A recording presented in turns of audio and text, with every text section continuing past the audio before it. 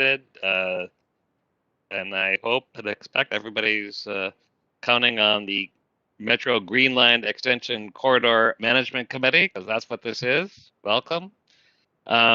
We're going to have a big update, a lot of slides that were sent out in advance. But I should always say, which I know every year and a half we're all really good at, if you're not speaking, we're probably best to mute yourself. We're going to have an opportunity to get updates, but if they're public here and you would like to submit any comments, please feel free to email Sophia Ginis, Ginis, at metrotransit.org, and any of those comments before Friday the 10th will be posted on our website.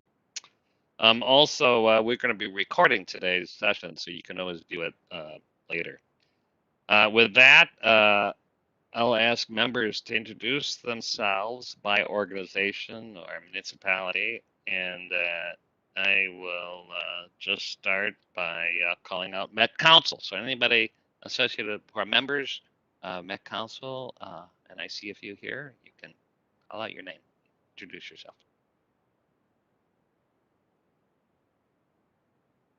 I'll start at Molly Cummings. I represent District 5, Hopkins, Edina, Richfield, and Bloomington, and I'm Vice Chair of the Met Council. Great. Anybody else from Met Council here?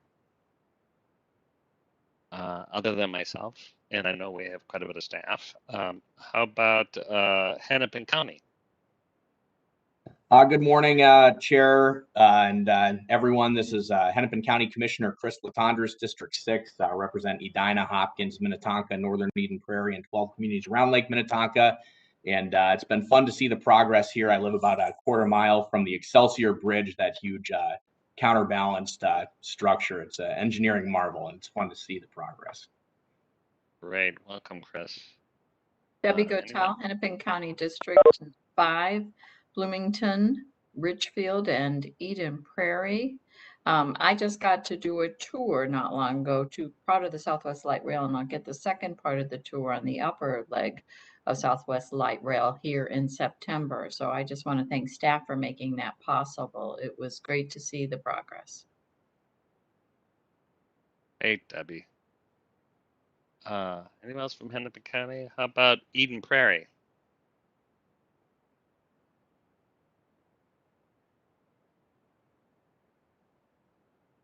All right, Eden Prairie. Minnetonka? Good morning. I'm Brad Wiersum, Mayor of Minnetonka, and it's good to be together again. And the progress on Southwest Light Rail is noteworthy, and best wishes. Thanks, Mayor. Hopkins? Good morning, Chair. This is Jason Gadd, Mayor of Hopkins, and yes, I agree with the progress. It was exciting to see the new rails actually go in the Hopkins. I see that we got to talk a little bit about that with some pictures that are coming out. But I also agree with Commissioner Latondras with the bridge over Excelsior. That is quite the engineering feat to see come together. It's amazing. Thanks, Brad. St. Louis Park. Jake Spano, Mayor in St. Louis Park. I'd love to, echo what others have said. The other thing I could do is I could go the other way and just say, like, we've always been markedly impressed with this project from the very beginning. It's true. But of course, it's not true. So I'll stick with what Jason and Brad said. We're thrilled to see the project progress. Obviously, everyone, I'm sure, shares the desire to move it along as fast as possible. Definitely. Minneapolis.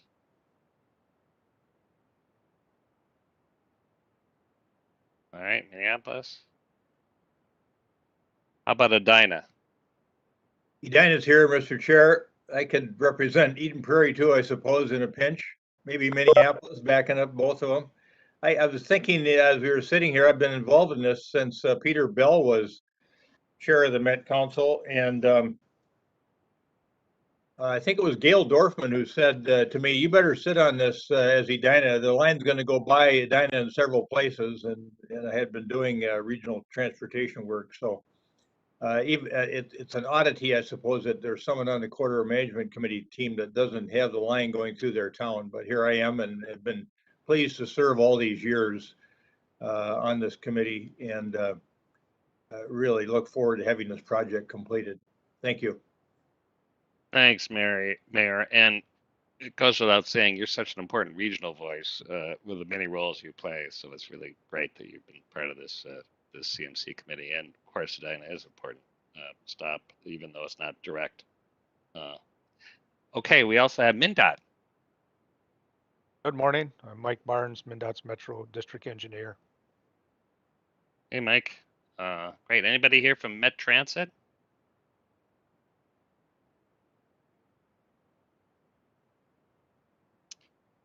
Well, we know those folks, so we can speak for them. How about the Community Advisory Committee?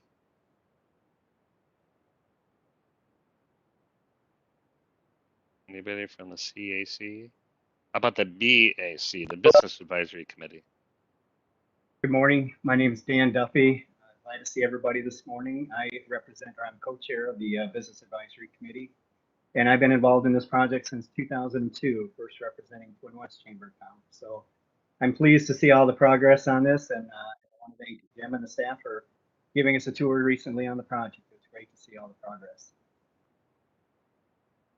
Great, thanks, Dan. Glad you could be with us today. Did I miss any members who didn't introduce themselves? This is your opportunity.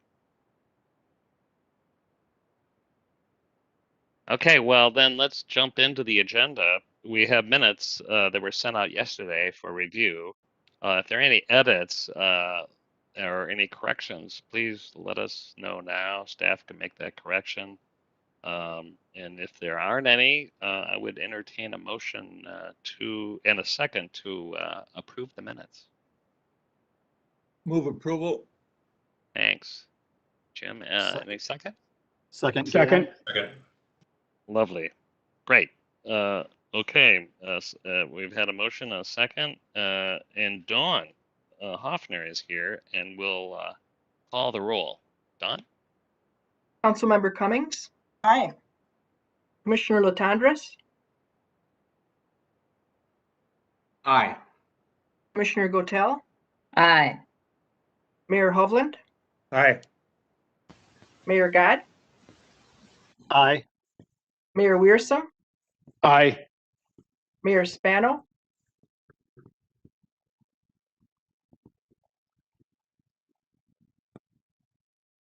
Can't hear you, Jake. Mayor Uh, Spano, I'm here. Oh, Mike Can you hear Barnes. me? Yes, I can hear you now. Aye. Dan Duffy, Aye. Dan Sherzelli. Aye. So the minutes are approved. Well, let's get into today's agenda. We're going to get a project update. We'll have time to spend about our success and our challenges with the DBE and Workforce update, and then spend a little time on communications and outreach. And certainly everybody's comments and thoughts along the way would be very welcome. I'm going to just touch on a couple of high points, and I think Mayor Gadd referred to it. We really did hit a milestone with this 50% completion by laying some actual track, and what a better place to do it than right there in Hopkins. So there's a picture in the packet that really shows that station and true rail actually on the ground. And maybe if we were building a building, we would top it off with a flag, but this is a 14 miles chance away, and laying track is a really critical moment. I don't know if Mayor, you did share your thoughts about the excitement that it's in Hopkins, but any other comments would be welcome. Well, I appreciate that, Chair. And yeah, it was quite the milestone. And I know it's continuing on as we're seeing some street closures as the actual rail is being pulled across 11th Avenue and 5th Avenue. So I think the public is seeing that there is changes and the progress going. So that's good to see. Yeah, anybody else have any comments? I know Commissioner Latondras, you described all the construction that is either underway or already built, and Hopkins is no exception. So it's great to see the benefits, even though the project is only halfway built. Yeah, Chair Zelle, that's exactly right. And I think it's marvelous not only to see, literal rails going in the ground, tunnels being dug, bridges and structures rising up out of the ground, but the amazing amount of redevelopment that is already happening along this line, even before it's open and operational. This project is already transforming our region. Thanks for that. Maybe on slide 4, if we can advance, there's a picture of maybe the next slide. It shows a picture of a pretty exciting moment last week where we have the benefit of our U.S. Senator, Tina Smith, who is chair of the subcommittee of transit and housing kind of oversight as part of the overall banking and urban affairs committee. And for her to have a field hearing, the first time there's been a field hearing for that committee in 7 years. And of course, to have the administrator, Nuria Fernandez, to be there to testify and then ultimately to have some tours was really a great opportunity for us in Minnesota and for this project. We had a number of great comments about the transit needs in Minnesota. We had Commissioner Fernando testified, as well as myself and others. In addition to Administrator Fernandez, we had Kelly Brookins, who's the regional Region 5 administrator, to be with us. And, this is a picture of us at the Royalston Avenue Farmers Market. And, it was really great to show, frankly, not just the administrator, but our own senator, the kind of the urban changes that are happening, even, right there in Minneapolis, the Root District, and how that station at Royalston now will become the real gateway. So there's changes to our city and the benefits of transit, as Commissioner Latondras was saying, that we're seeing already, and likewise along the farmers market area, which is where they're pointing.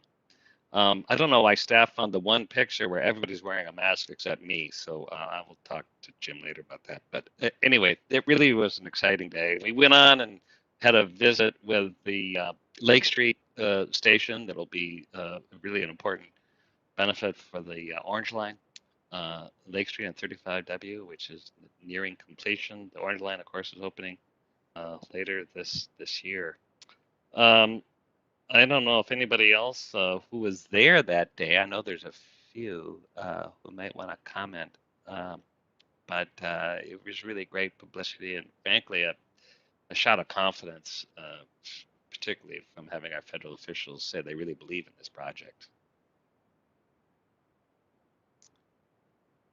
Well, maybe I'm the only one. I can make it up, but actually there was great comments, and I would just mention, and it really segues to another issue about the challenges with this project. The media was there at Royalston, asked both the senator and the administrator Fernandez, with cost overruns, are they losing confidence in this project? And she really said, look, there's complicated projects, big projects around the country that have experienced unforeseen conditions, and that is something that is not unusual, and that no, they have great confidence in the team, Minnesota, and she really saw the benefit of this project. So it was kind of great to have a voice of confidence, and I was really able to say, although the sound clip says we don't know what the full cost is, and we don't know really what the opening date is. And what the sound clip didn't maybe express was the fact that this is the largest public works project. It's also the most complicated, and that we're in the process of working with the contractor to resequence this project to ensure that we're not going to have even larger delays. So keeping a handle on costs, which the project team is is really being very mindful in working to actually nail down the best possible outcome. So rather than having the project being built before the Kenworth Tunnel challenges with the secant wall and the corridor protection barrier, which were the two elements that have caused some cost increases, we're really being smart about like how can we ensure that those don't cause unnecessary delays. And so the reason we don't know the full cost yet is because we're very much in process to determine what that is. And we're not going to be negotiating publicly to ensure that we get the best possible deal and have this line operating at the soonest possible date. So those are the two issues we really, I feel very confident that the team is taking the right approach with the right consultants to get to the best possible outcome. So there's no better way to then introduce the person who's at the front line, Jim Alexander, to kind of give us an update and answer questions and get into exactly kind of where are we with this with the project. So Jim, I'll hand it off to you. Before you do that, Mr. Chair, this is Jim Hovland. Just a quick Sure, question yeah. for you. Was there any discussion about the Kenworth Corridor with the FTA administrator, and did she express concern over that issue at all? No, I actually talked to her both privately and then in public, both about the corridor protection. You know, she, you know, having operated transit, operations herself in California and elsewhere, she was been at the FDA before, and she has specific questions about, how are we doing with the freight railroads, because she's knows that can be challenging. And she knows also about when you go underground, that's when you see unforeseen conditions. So she is actually very aware, as is our regional director, Kelly Brookins, of what we're doing, how we're approaching the Kenworth with the secant walls and abundance of caution to ensure that we're doing the right thing. So she's said both in questioning me, what did I think? And then I asked her, what did she think? And she says, no, you're doing the right thing, and we're tracking what you're doing with their staff. So she feels, and she's been informed. So it's, I think that was gratifying that they weren't showing any alarm or concern. Yeah, that's very reassuring to have somebody there that's been through this before, in her native state of California. That's great. Thank you. Yeah, thank you. Yep. Any other questions or thoughts first before we start? I don't want to cut it off. All right, Jim, let's hear about the project. All right, Mr. Chair, Jim Alexander, Project Director for Southwest LRT. So Jason, if you can advance the slide. So I have a number of slides as usual to talk about construction, mainly civil construction. And, I just want to note that we're, this is not just a Twin Cities project, but this affects the whole state. We have, there's 64 of the 87 counties within the state that someone's bringing home a paycheck from this project, and that's significant. And we like to see that spread. It's very important that that be known, because it does spread widely here. So we'll start out at the west like I typically do, and this is Southwest Station. This is the parking ramp that contractor is building. London McCrossan Joint Ventures, the civil contractor, and most of the structure is now in place. There's still a lot of finish work that needs to be done, and a waiting area that you kind of see the semblance of that off to the left there in the background that is being built right now. Very challenging site. We got a lot of piles, still more piles to do. On the south side of this ramp, once we get the waiting area put in place, we'll have a temporary waiting facility that gets taken out, and we'll continue to build structure for the access into the ramp there. Next slide, Jason. So this is our first major bridge, Prairie Center Drive Bridge. You can see the semblance of rail starting to happen on here. This is what's called a direct fixation track, where the track will be set on concrete blocks, if you can see there, And so that's getting well underway here. Next slide, please. Some artwork that actually was funded by the city of Eden Prairie for our Valley View LRT bridge, looking nice there as we progress across the Valley View interchange there over to into 212, which have a couple of slides on that as well. Next slide, please. This is another bridge we have over a Flying Cloud, the 9 Mile Creek, and LRT bridge going over there. They've essentially getting the finishing touches on that structure itself, and we'll look to have some rail being placed on that later this year. Next slide, please. So this is one of our earlier stations that was that has been mostly constructed, Golden Valley Station, and you can see off in the distance as we head over to City West, we have essentially a piled bridge structure that takes us over to Shady Oak and over 212. The next slide there, Jason, you can see some 10 feet high steel beams that were put in place earlier this summer. Quite an event. Appreciate the partnership we have with Mndot, closing roadways and making that all happen. We had to close 212 for about a week to get these beams put in place, and so that structure is starting to take some shape with getting deck work done on it. Next slide, please. So this is our tunnel that goes under Trunk Highway 62. Nearly complete for the structure itself. This is looking northward.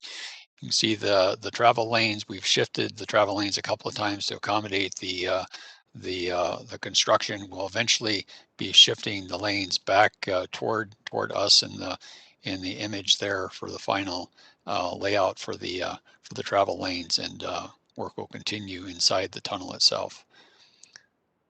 Next slide, please. This is progressing just north of the Opus area, where we have a roadway bridge for Smetana Road that you can kind of see off to the left there, and down below where that crane is sitting, that's where the LRT is going to be going through. So we'll eventually have another bridge over this area called for the Feltel Road, and then we'll embark on one of our our longest bridge that heads over to Shady Oak Station. Next slide, please. And that's this structure here. You can see most of the piers are in place. This is going over the Bass Lake Spur freight rail line, and starting to putting some beams on this structure. Next slide, please. So Shady Oak Station in Hopkins, that structure is taking some good shape there. Next slide, please. Excelsior Bridge, this is that Commissioner Latondras had spoken about. This is probably the premier bridge on the project. We have about a 400-foot span that goes over Excelsior and the railroad. And I know it's been a challenge for folks with us closing the roadway through here. We hope to have that westbound traffic opened up later this fall. Still have a few segments left to do on this piece to get to that point. Next slide, please. This is Blake Road.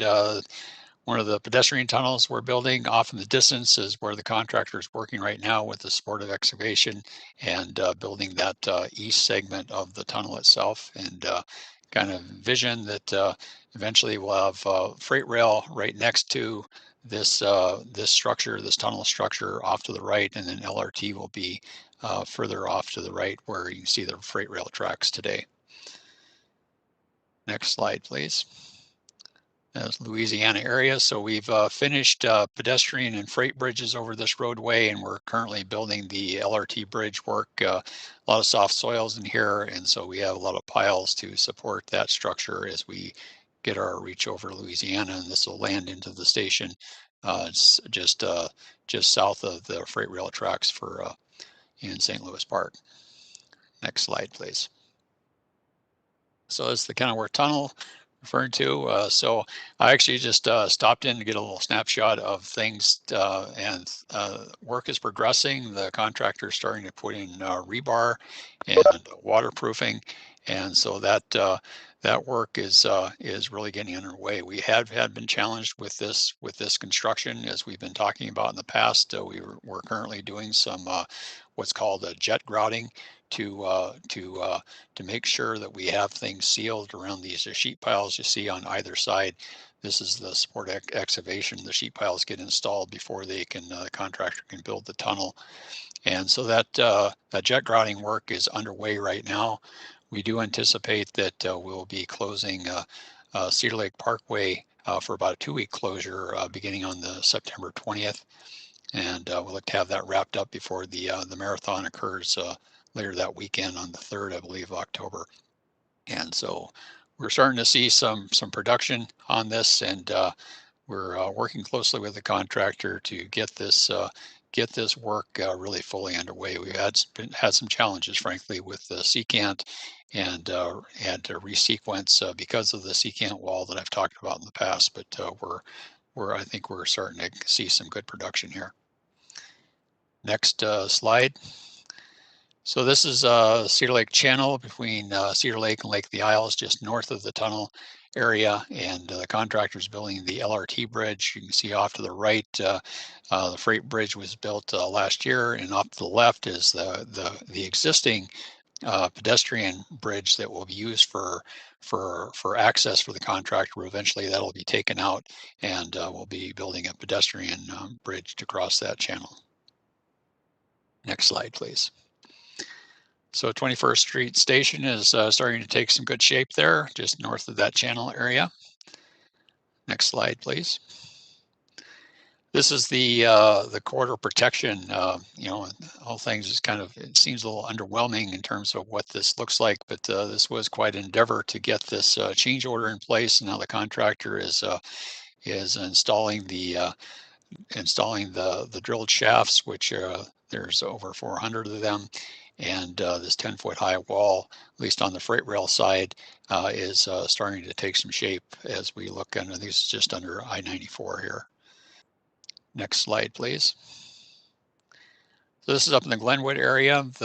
You see off to the distance, that's the west abutment from the Glenwood Avenue Bridge and retaining walls.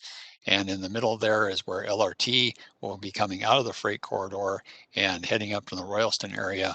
And the contractor is currently working on the east abutment area for the Glenwood Bridge. We'll eventually have 3 bridges here, 2 roadway bridges and the LRT bridge, which will span through that Glenwood Avenue roadway.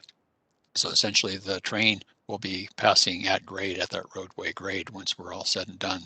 We did shift the freight tracks about 25 feet to the north or west to accommodate LRT, and we'll eventually have the trail back in place as well off to the left of this image here. Next slide, please. So I think this is the last image we have for civil construction. This is our piers for the bridge structure that carries over from Royalston area off in the distance, and eventually link into our existing system for the blue-green line at Target Field Station.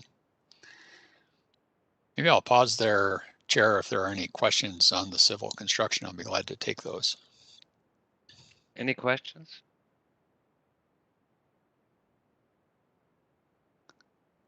No. All right.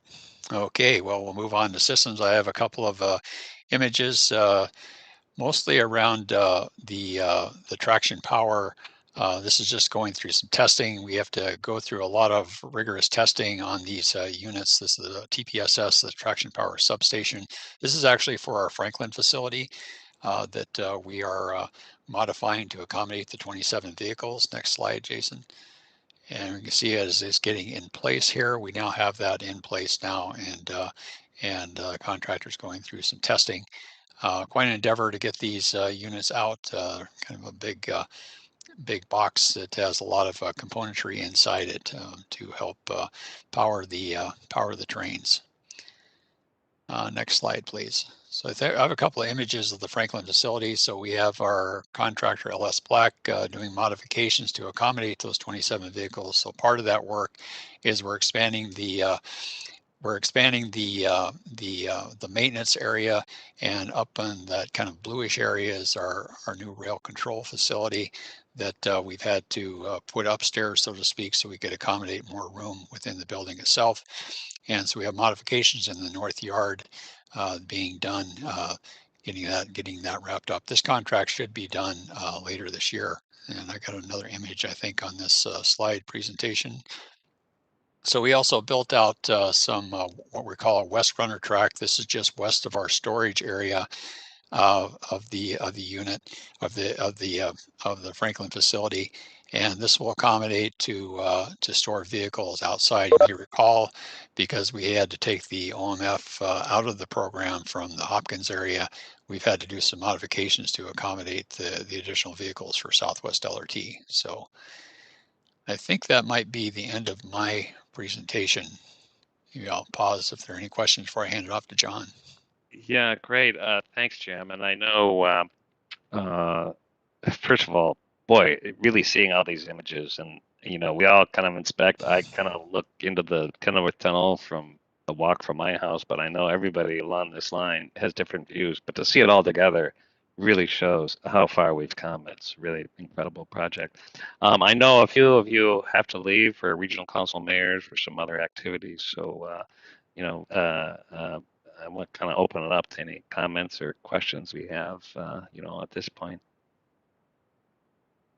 Chair, this is Jake Spano. Yeah. So Jim, quick question. I have two questions, and one of these is sort of more yours, and one of them is maybe more broadly. But I'll start with the one directed to you. Trail reroutes and detours. Mayor Gadd and I have raised this in the past about the desire. I was walking on the North Cedar Lake Trail this morning with a friend, and we were talking about this. And so I'm just wondering if you can give any sort of sense about timing or staging around reopening those detours. Yes, Mr. Chair, Mayor, I can speak to that. So maybe if I could start from the east, because that's kind of how I think about it. Of course, the area around Glenwood is going to remain to be closed until we get that construction done. We're still hopeful that we can get the Glenwood Bridge, the roadway, back into service in 2022, and that's currently what we're looking at, and we'll have to keep you updated as that moves forward. The Kenworth Corridor, we're still working on schedule in terms of when that tunnel can get done. As the chair had spoken earlier, we're in negotiations with the civil contractor on that piece. But as we head from the Kenworth area over to Beltline, that area is tied so much closely to the tunnel work that we're going to have to kind of wait and see with the Kenworth Tunnel and see how that schedule goes. But from Beltline to Wooddale, we are hopeful that we can open that up toward the end of the year here. And the Wooddale over to essentially Louisiana, almost over to Blake, we have to assess that. That still may not be able to be open yet because of all the work we still have yet to do. We're working closely with the contractor to see what we can open there, but all likelihood we probably won't be able to get that this year. There is a segment from the Hopkins Depot over to 11th that we are looking to be able to open toward the end of the year. We're working with our contractor on that as well. And so we work closely with our contractor to keep this updated. I know there's an interest out there. I have a personal interest, being a biker, that I want to see these trails open as soon as possible. And so we continue to put pressure on that, but just when it's safe to do so and when access is not needed.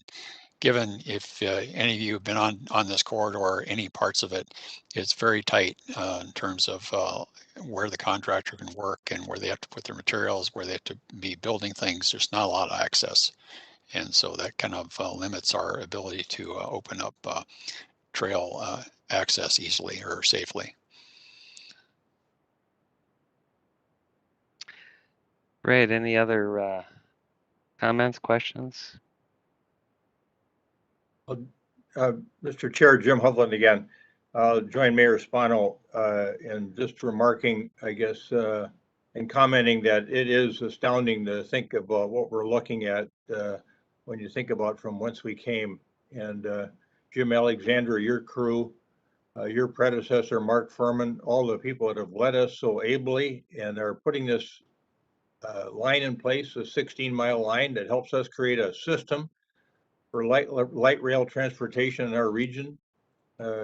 We've all viewed this, I think, as something that was tremendously important from a global standpoint. If we want to be a player globally, we need to be able to have these kinds of public transportation options in place. And that'll help us with our economic development strategies as well, both from a regional and a state standpoint. So I'm just awestruck by what I'm seeing here in your slide presentation this morning, and so pleased with the work that's been done. And thank you, sincerely for all this wonderful work that you and your team and your contractors have done to get us this far. And I know it'll end up being a tremendous project. Thank you. Well, thank you, Mayor. If I could comment, this is Brad Wearsome. I want to really thank you for this presentation and for these updates. Seeing this come alive is very exciting and gratifying. And clearly, I mean, I'm looking over in this office right now at the shovel from the groundbreaking, and the progress that's been made is tremendous. And this really gives me confidence about this project and the future and how important it is for our region. When this was a concept, and the words that Chair Zelle used a bit earlier, this is the largest public works project in the history of Minnesota. That all sounded nice, but I had no appreciation for the significance of what that is. Seeing these slides and seeing the progress made is so helpful and really puts that into context. So again, thank you. And it's an exciting time, and these updates are very, very helpful. So thank you so much. Right.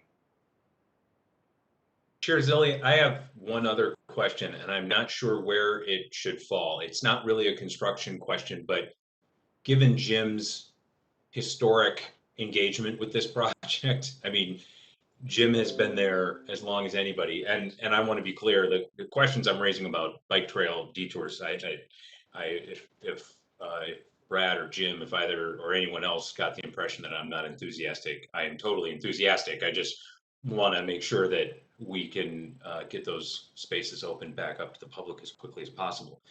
I do have a question though about, which is a higher level question, which is really about the shift, right, relative to COVID. I have seen, and we have all seen, sort of transit ridership numbers are down, especially, and I can send some of the source material if it's of interest, but especially bus rapid transit ridership, right, into and out of the urban core, really down drastically, right? And so the reason I raise it is because we, of course, are in the middle of approvals around the Beltline area station development.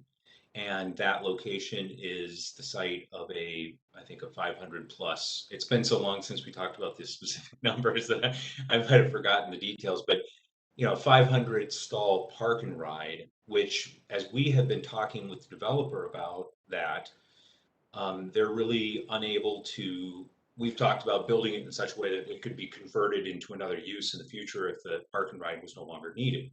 I understand, because I was part of that approval process, that those spots were required to get FTA approval. My question really is, all of that is sort of table setting for the question, which is, the developer that we're talking to, because of space limitations and budget, can't build a park and ride that could be converted to future other uses, whether it's housing or something else.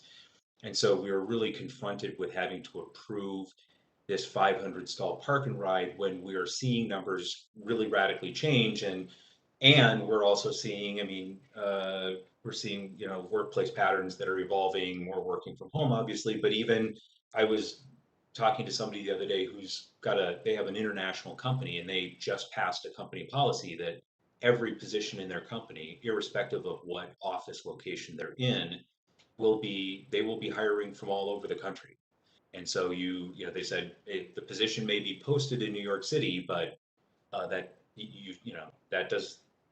folks in the Minneapolis office may be actually doing that work, or maybe hiring people in Minneapolis to do that work. So all of this is a way of saying, like, workplace patterns and travel patterns, of course, are changing at a macro level. And my curiosity is, what, if any, flexibility do we have to talk to the FTA about that, about whether or not there's any flexibility associated with park and ride stalls and evaluating the numbers and the need. So sorry for the long-winded question and table setting, but I wanted to make sure there's context for where it's coming from. And Mayor, those are great questions, and we could, and everybody here in the room, I think, would kind of love the conversation, which we should continue to have about the future of work, the future of transit, its evolving role, which is going to be looking differently, and we were spending a lot of time thinking about that.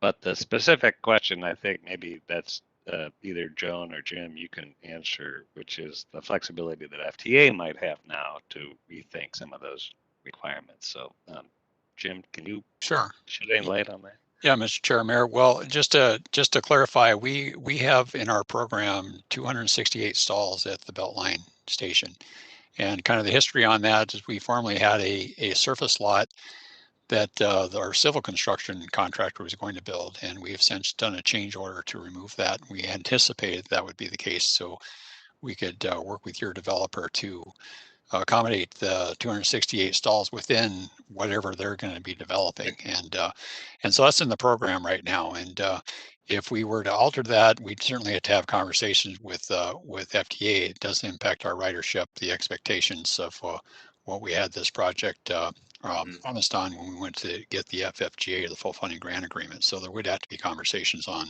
how we proceed with something like that.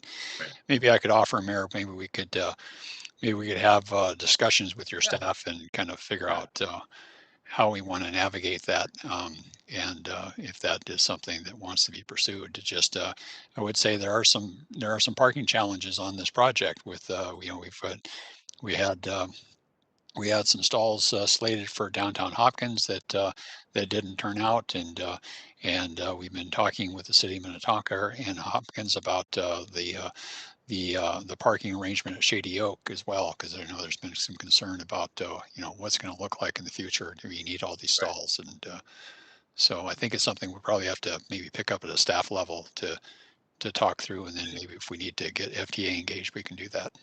Right. And yeah, I mean, the parking facility, the 500 number that was your spots as well as the developments, Yes, right? understood. So that's the number. But so thank you for just sort of clarifying which portion of that is yours. And I would love to have that conversation, because I think that we are sort of in a place where we need to get a little bit greater clarity around the option. And I ask it just because I know that this is a conversation that will be happening in other locations.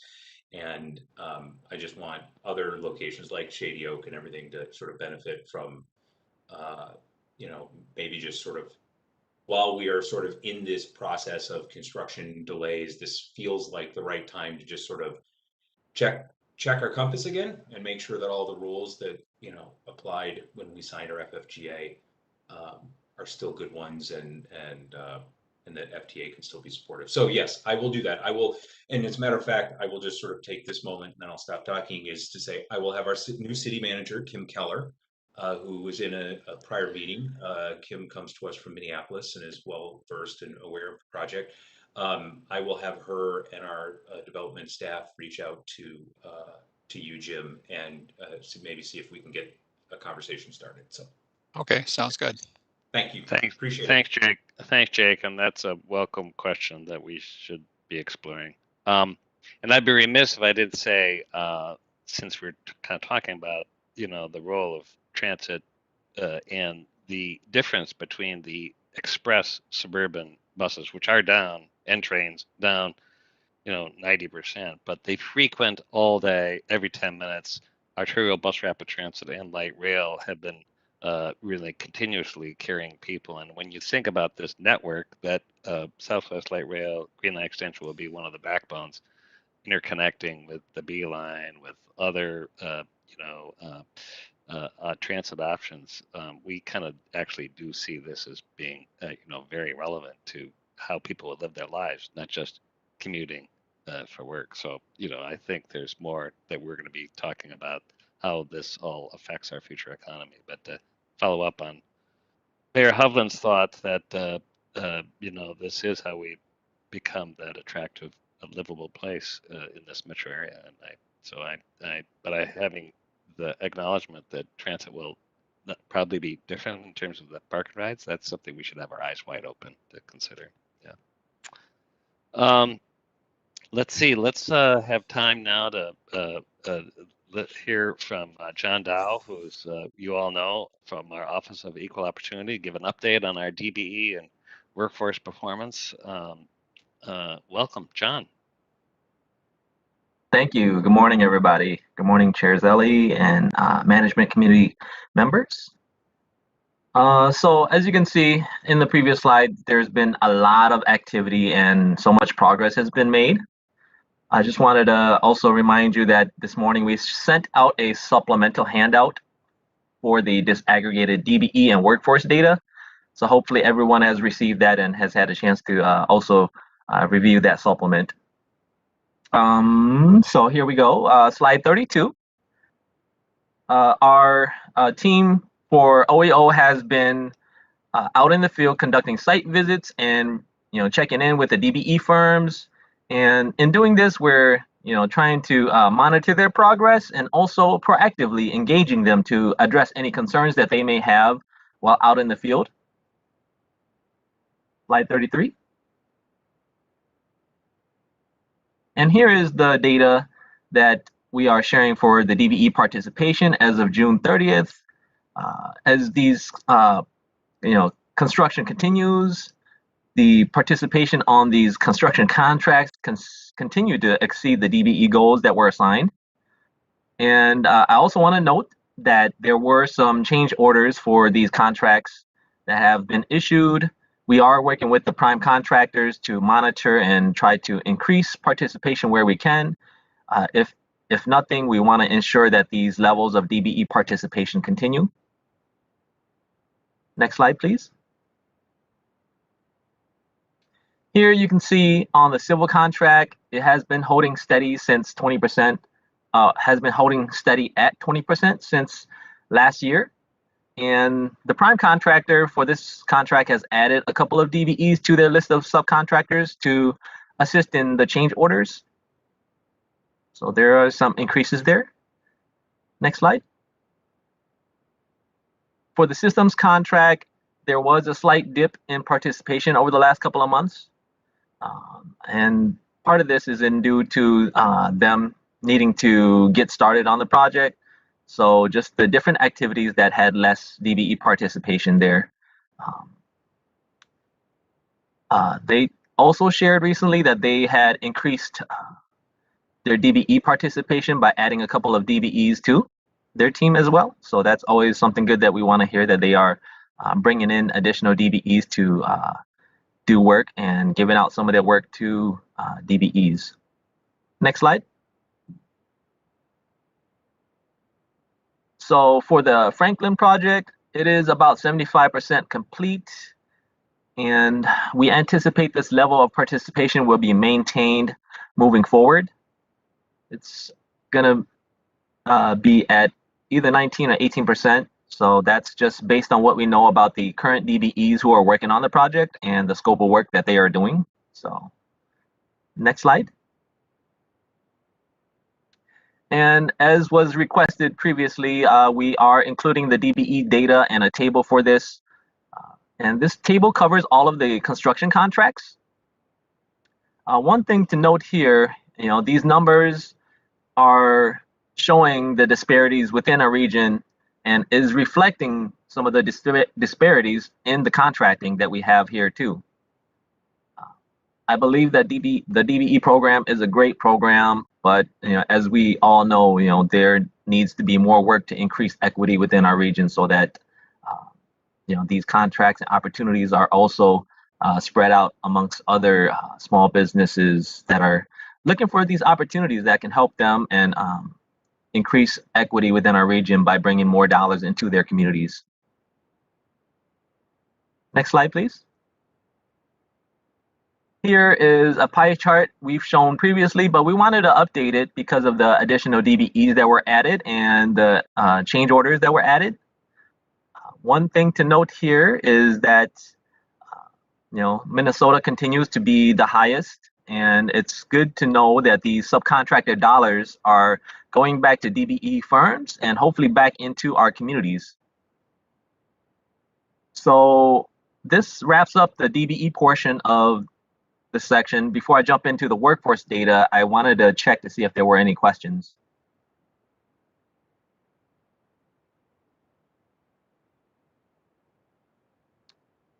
If not, I can jump into the next one.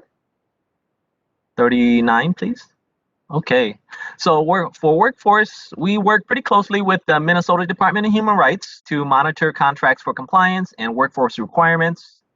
In this chart, it's the civil contract and their their June participation for women and POCI are higher than the cumulative percentage, and we are going to need more of these to increase the overall participation. One thing to note is that the prime contractor has been working with community-based organizations such as the Minneapolis Urban League to host virtual interviewing sessions for this hiring season for the construction season. And then also, as other projects in the area are winding down, they are transferring workers from those projects over. So one such particular project is the Mndot 3594 construction project. So as that one's closing down, some of those workers are being transferred over, and they are sharing that they are transferring the women and people of color if possible. Next slide. So this is showing the percentages of participation within each month.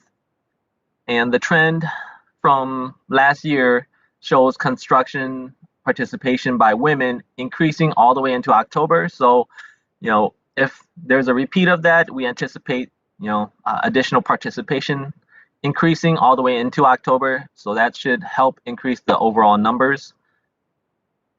Next slide. For POCI participation, we also anticipate that these numbers will increase as well. Something to note is that LMJV, the prime contractor, shared with us some of their demographics for their recent hires. So 30% of the recent hires were POCI identified individuals. Next slide. And here is the disaggregated data for workforce on the civil contract. I do want to make a correction. If you received some of the handouts, the table at the bottom left in the handouts was shown down as white. Shown as women, not white. So we corrected the slides here. As I shared before, these numbers, when you break it down and disaggregate the data, you can see that there is still much more work that needs to be done around diversity and inclusion to increase participation in the construction industry. This is a pretty complex issue because of the many key players involved in hiring, training, and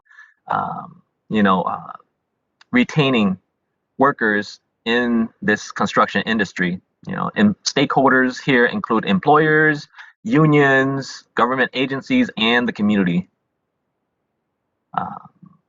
So we will continue to have these type of conversations at our DBE and Workforce Advisory Committee. If you have questions or input, we always invite people to, send us questions and comments so that we can have these type of conversations. And we have a variety of stakeholders at that committee that also provide us input. And, we want to try to look for collaborative ways to do things differently and not just business as usual. So next slide, please. This is the Franklin contract, but as we shared previously at the previous CMCs, the system contract has yet to jump into high gear, so we did not create a chart to share for that. However, the data for the systems contract is available in the handout. Altogether, only about 530 hours have been worked to date for that particular contract. So For the Franklin project, the project is winding down. The numbers aren't as high as we would like. However, the Department of Human Rights is reviewing the contractors' good faith efforts to increase participation, and we meet monthly with the prime contractors to review their good faith efforts and workforce achievements. So we're going to continue to work with them and look for different opportunities where we can increase participation. 44, please. All right. So unlike the civil contract, we don't anticipate construction to slow down as the weather cools. This is a vertical construction project, so things will move indoors, and construction indoors will continue to work and continue throughout until the project is completed at the end of the year. Next slide, please. And here is the POCI participation for the Franklin project. It is also continuing on, and we're going to continue to work with them to increase it where possible. Slide 46. So here is the disaggregated data for the Franklin project. This also, if you look at their slide deck handouts, the table also shows women at the bottom left, and we corrected it in the presentation today to show as white. So that should be the correct one, is what you're seeing on your screen. So slide 46. So here, the diversity is a little bit more diverse on this particular project than the civil contract. But one of the challenges that we encountered here is that the workers are self-identifying as unspecified. This is a lot higher than normal, than what we normally see, and this presents a challenge for us, especially when we start trying to disaggregate the data. And we did work with the prime contractor and MDHR, the Department of Human Rights, to talk to the subcontractors to ensure that this was not something that was done in error, that these are workers who are choosing to remain unidentified. So it does pose a challenge. And for MDHR, we're trying to figure out, how else can we be able to grab this data so that we can be able to evaluate it and include it in some of the decisions that are being made, and trying to monitor for compliance. So next slide, please.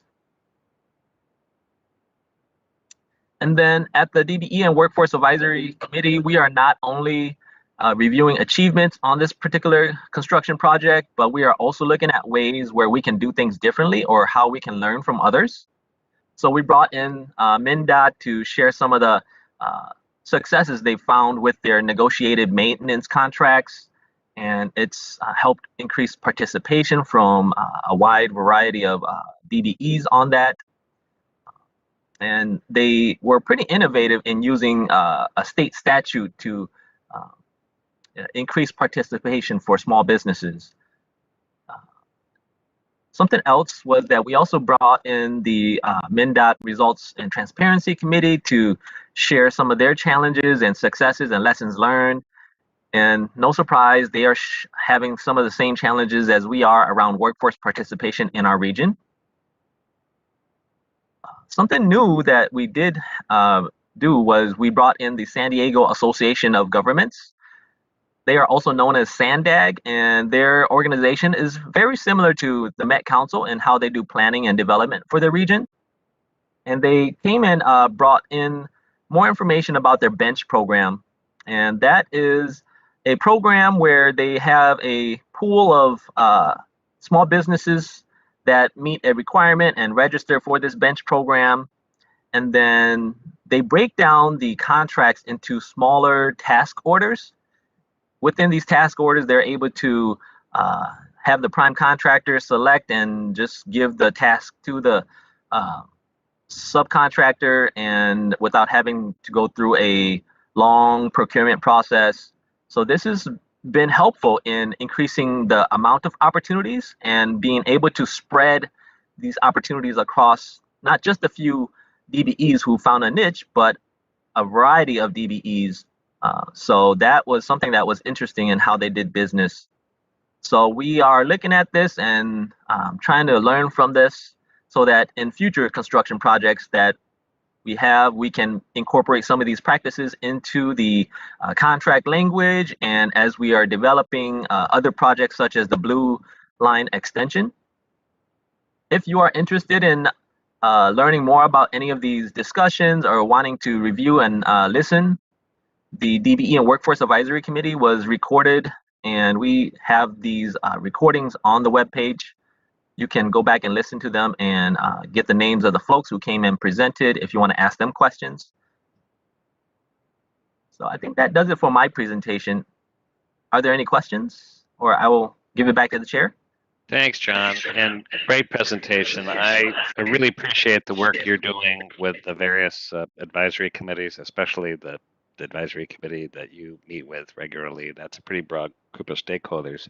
I think that also, as difficult as data can be, having this differentiated kind of spreadsheets and kind of presentations, which I know this CMC has requested, is really helpful to see, and it also shows that we actually are falling behind on both women and people of color, and I could see, knowing that what Mndot's been doing, and I'm familiar with that work.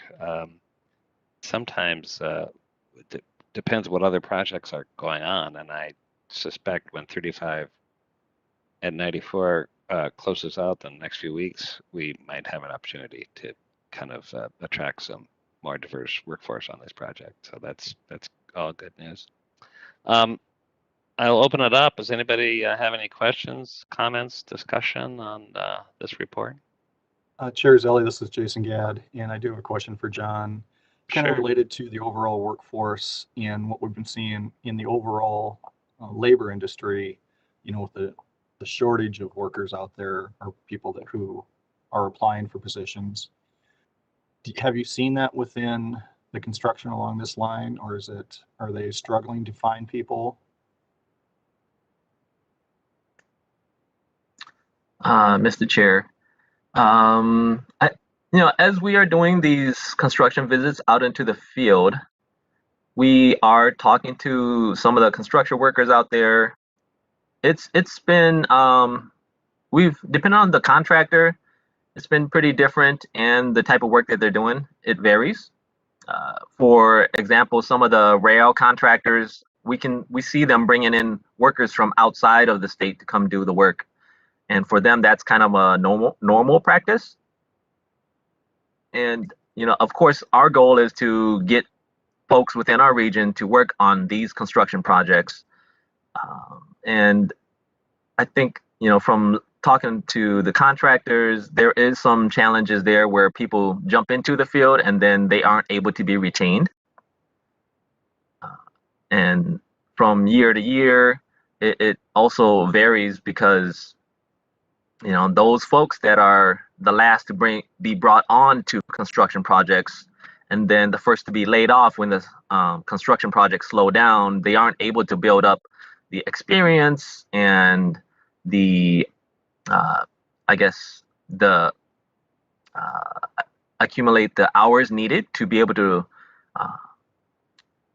receive the pension and retire at the normal rates when retirement time comes. And one particular story we got was there was a worker who was about 52 years old, and he's been doing labor work for over 25 years, and he's seen some of his colleagues retire at 52. And when he looks at his position, he's got to work 6 more years before he can retire. And the laborer's work is very hard, especially at the age of 56. Your body's going to break down at some point. And for him, that being a person of color, he's always last one to get on, first one to get off, not able to be retained from one season to the next. He hasn't been able to build up the amount of experience to retire on time. And this is one of the very impactful ways that we are seeing, what happens when we don't have employers who retain and hold on to women and people of color in the industry onto their core teams. Because I think that that's really where we're going to make the impact. but regarding hiring, the contractors are saying that they're reaching out to the unions, following the normal processes, and the union benches are either clear or the folks on there don't have the qualifications needed for the particular roles.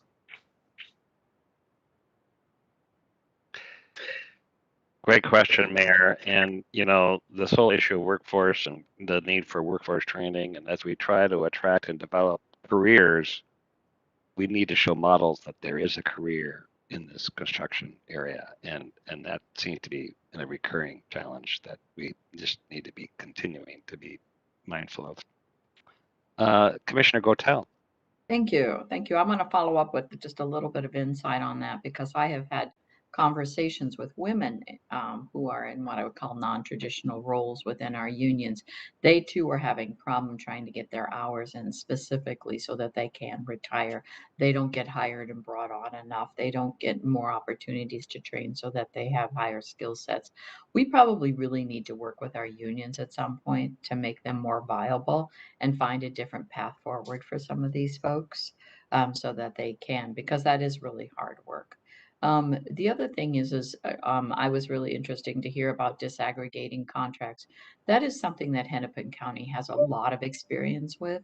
When we wanted to attract more small and Black-owned businesses or minority-owned businesses, we realized that when we had lots of conversations, we needed to disaggregate because it was too big for different companies to chew off. We also needed to find out that we had to pay within 30 days.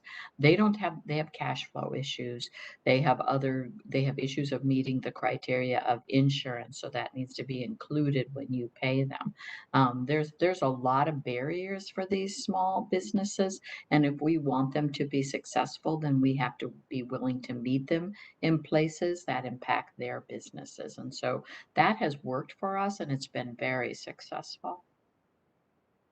Thank you for that comment. And I know that, John, you've been working with Mndot, which I'm familiar with, but I know Lisa Cerny's in this room, and I would suggest we kind of connect with Hennepin County and see kind of how that's working, that splitting up contracts into smaller amounts and also meeting these subs in ways that can be helpful.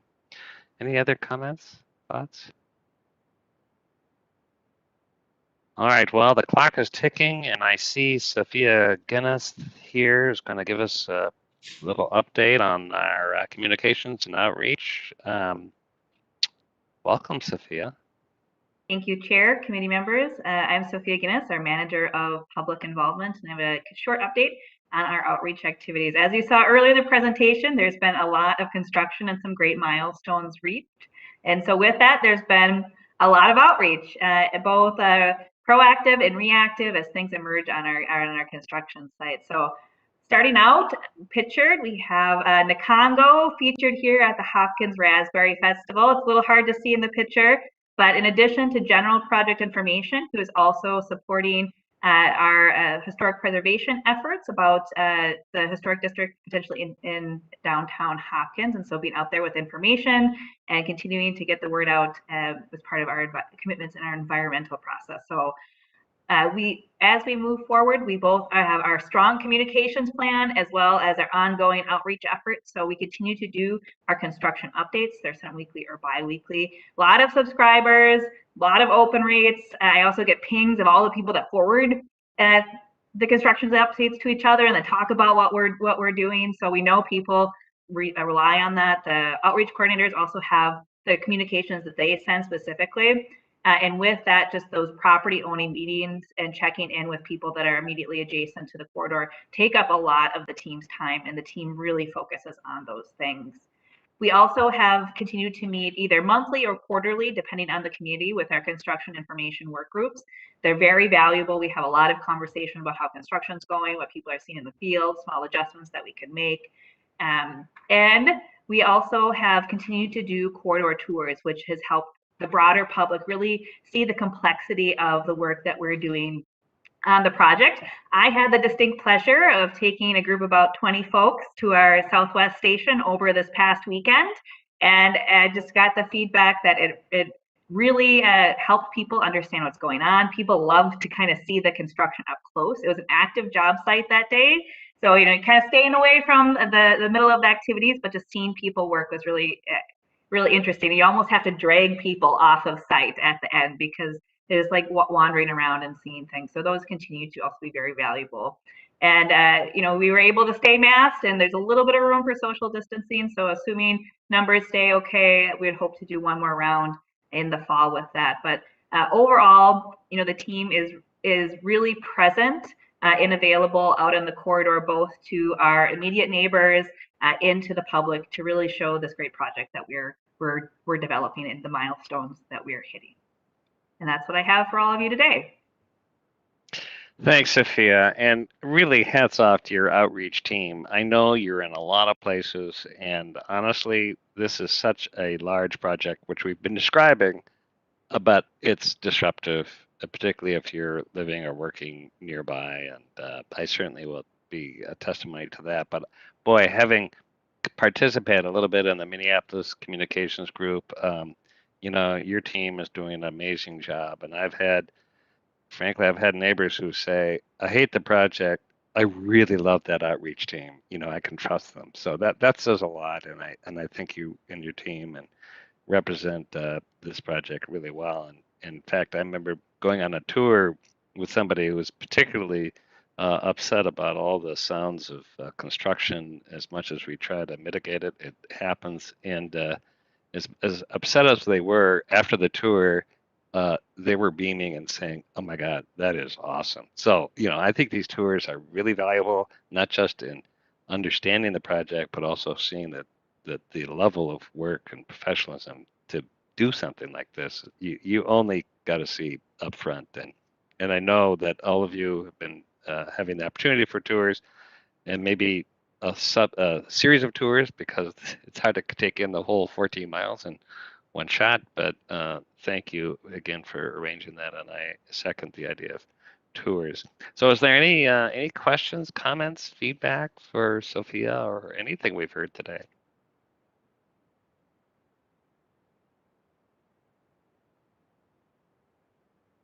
Well, the tours and the outreach and the kind of the interaction we have with everybody here will continue.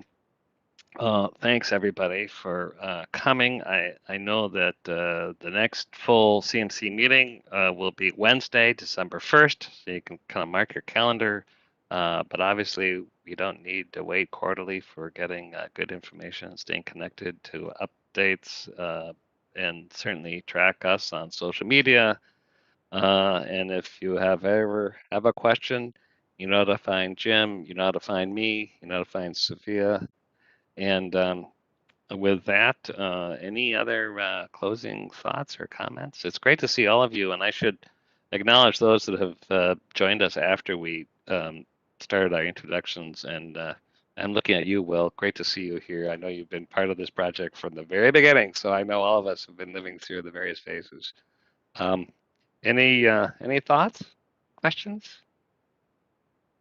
Well, somebody told me this is one of the top 10 days to be in Minnesota, so we'll give you a few minutes to enjoy it. So enjoy the day, stay positive. We're going to build this thing, and it's going to be great. So great to see all of you, and we'll see you soon. Thanks. Thanks for joining us. Bye-bye.